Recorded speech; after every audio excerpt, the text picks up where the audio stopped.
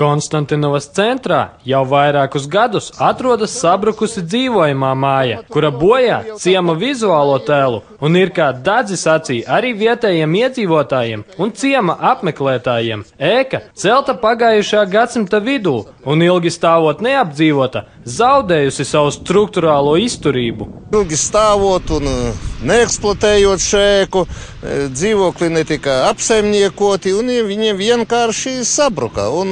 Un jūs redziet, ka ciemata centrs ir un šī teritorija tāda ļoti degradēta un nepievilcīga un ļoti neiedaras ciemata centrā, kad riņķī notiek sakopšanas darbi. Pateicoties Konstantinovas pagasta pārvaldes iniciatīvai, Būvgružus plānots apglabāt, lai plānu īstenotu blakus sabrukušajai ēkai izrakst tranšeju, kurā vecie būvmateriāli tiks sabērti. Vēlāk Būvgružus pārklās ar biezu gruntskrāsu, izlīdzinot laukumu. Pagasta pārvaldes vadītājs atzina, ka ideja apglabāt ēkas paliekas turpat uz vietas lielā mērā ietekmē ar vien pieaugušās pakalpojumu cenas. Pirmais, kas būtu, tas ir finansiālais jautājums, jo tagad dīzeļdegviela gan benzīns ir ļoti dārgi, bet jebkurš kilometrs izvest, tas paliek katru reizi dārgāk. Tāpēc tika pieņemts lēmums, ka šos būvgružus esošos vajadzētu apglabāt. Tika saņemts akcepts no Daugavpils reģionālās vides pārvaldes, jo šie būvgruži nesatur nekādas kaitīgās vielas, teiksim. Tie pamatu bloki, kas jau atrodas zemē, baltie silikāti ķieģeļi un starpsienu sarkanie māla ķieģeļi. Šīferis šeit nav, tas jau tika sen noņemts un aizvests prom.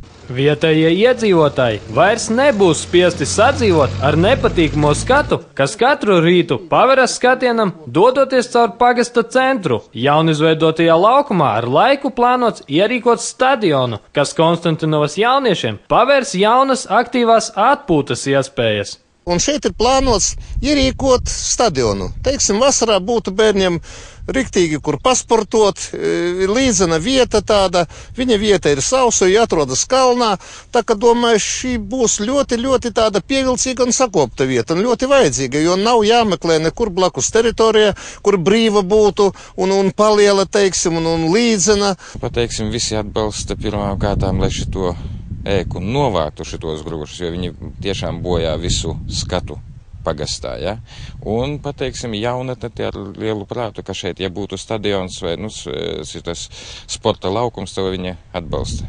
Būvgružu apglabāšanu un laukuma līdzināšanas darbus plānots īstenot tuvāko nedēļu laikā. Pēc tam sāksies arī stadiona plānošana, lai gan pagaidām precīzus termiņus, kad būvdarbi varētu sākties, amatpersonas nevarēja nosaukt. Daumans Smēļa, Edgars Rukmanis, Dagdas novada televīzijas studija Ezerzeme.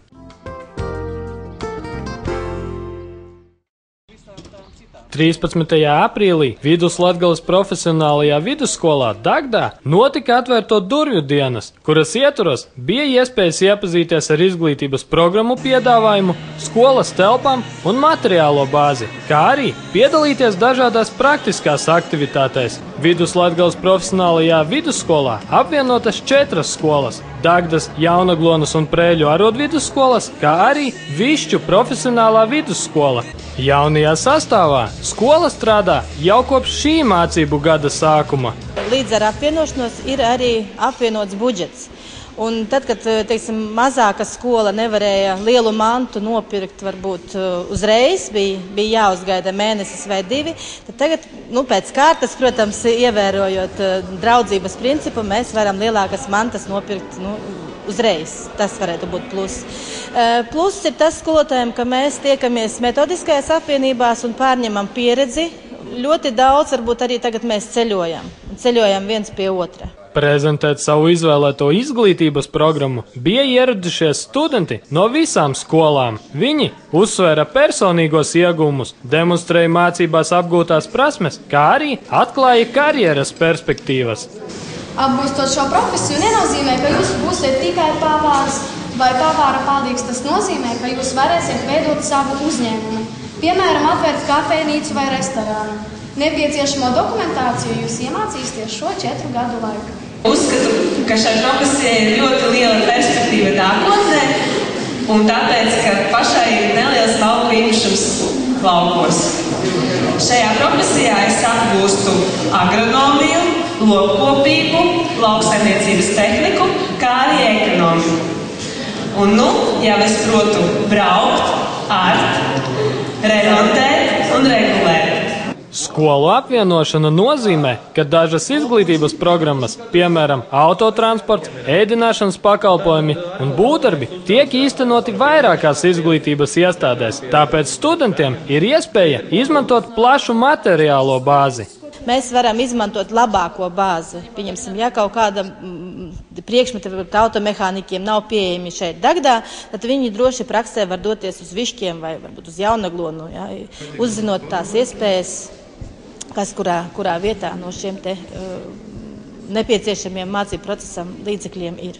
Ka notiek arī sadarbības ar citām skolām un, piemēram, tā kā profesijas nav visās skolās, tikpat labi mēs varam savas prakses vietas arī ņemt to skolu, teiksim, rajonos, un tas ir tāda liešām liela karjeras iespēja. Viduslatgales profesionālā vidusskola piedāvā vairākas izglītības programmas, ar kurām sīkāk var iepazīties skolas mājas lapā. Skolas studenti ir pārliecināti, ka mācības šajā izglītības iestādē sniedz daudz iespēju karjeras izaugsmei un aicina jauniešus pievienoties plašajam studentu pulkam. Nozīmē to, ka cilvēks ir ļoti mērķtiecīgs, ka viņš jau 16, 15 gados jau zina, ko viņš no savas dzīves vēlās.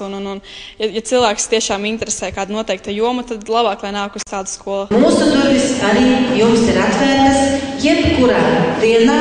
Ja jūs esat lielā pulkā, piezvaniet, mēs labprāt jūs sagaidīsim, parādīsim un visu izstāstīsim. Daumans Smēļa, Edgars Rukmanis, Dagdas novada televīzijas studija Ezerzeme.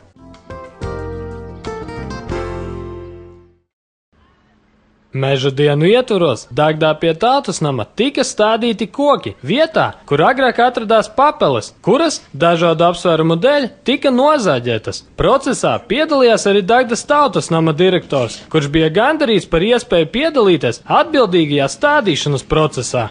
Stādīšana, jauna radīšana, tas ir ļoti labi, un vienalga tas ir kaut kāds publisks pasākums vai kaut kāda, teiksim, akcija, katram cilvēkam faktiski, kā ir teikts, jāiestāda vismaz dzīvē viens koks, un es uzskatu, ka tas ir ļoti labi, jo jaunu koku nekad nav par daudz, un tā kā arī cilvēki ar laiku noveco, tā arī koki noveco, respektīvi, un tad tā vietā jānāk jaunajam. Arī Konstantinos pagastā plānotas aktivitātes meža dienu ietvaros. Dažus kilometrus no pagasta centra atrodas kāda visnotaļ interesanta vieta, kur agrāk varēja sastapt daudzu neparastu koku un krūmu šķirnes. Tagad, pateicoties Konstantinos pagasta pārvaldes iniciatīvai, dendroloģisko dārzu plānots atjaunot.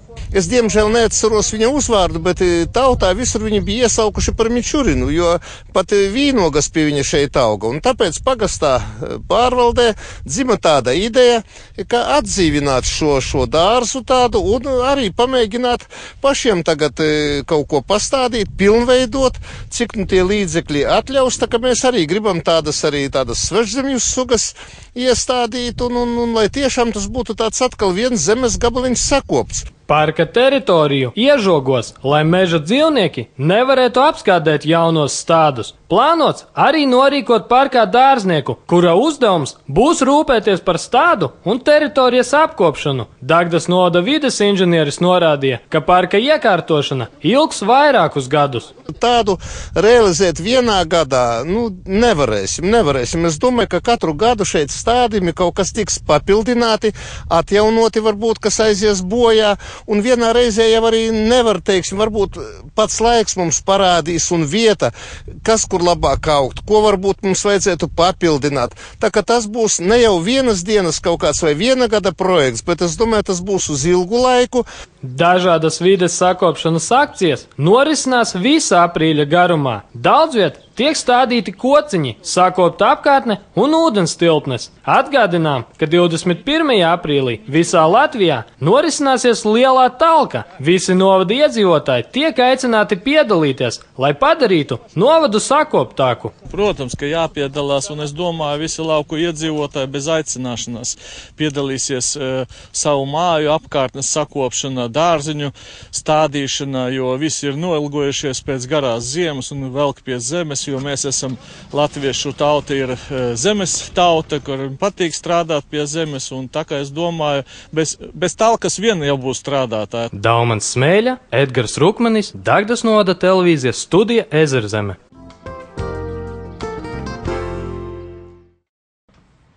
Sākoties jaunajai turisma sezonai, devāmies uz Dagdas novada turisma informācijas centru, lai noskaidrotu, kādi ir jaunie turisma piedāvājumi novada apmeklētājiem. Turisma informācijas centra vadītāji norādīja, ka, diemžēl, vēl nav beigušies būvdarbi divos jaunos objektos – Jaundomes muižā un Ķepavas izstāžu namā. Šī iemesla dēļ, sākoties jaunajai sezonai, šos objektus nebūs iespējams apmeklēt. Neskatoties uz to, darbs pie novada tēlu uzlabošanas turpinās. Šajā sezonā plānoti vairāki jaunumi un dažādi pasākumi, lai popularizētu novadu un piesaistītu tam vairāk apmeklētāju. Šogad tiks izveidota jauna turisma mājaslapa. Gan arī tiks organizēti pārgājieni jauniešiem un arī velomaratons jauniešiem. Piedalīsimies arī visos projektos, kas saistīti ar turismu, un arī plānotas turisma aktivitātes, gan pieredzes apmaiņas braucieni, gan arī preses piesaistīšana pie mūsu novada.